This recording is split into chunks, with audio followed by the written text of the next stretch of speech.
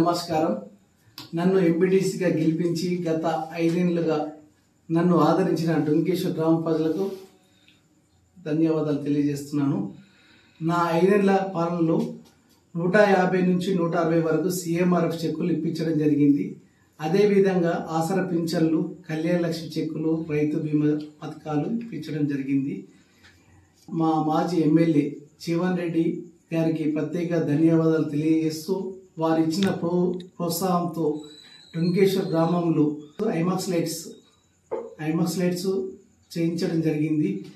శ్మశాన వాటిక చేయించడం జరిగింది. సీఎంఆర్ఎఫ్ తో పాటు శ్మశాన వాటికతో పాటు సిమెంట్ రోడ్లు, దాంతోపాటు కూరగాయల మార్కెట్ కూడా చేయడం జరిగింది.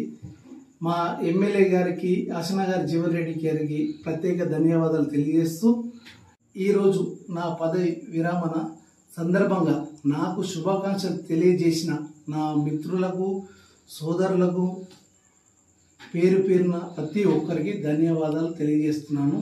నా 5 ఏళ్ల పాలనలో ఏమైనా లోటుపాట్లు ఉంటే క్షమించగలరని, మంచి మనసుతో క్షమించగలరని కోరుచున్నాను.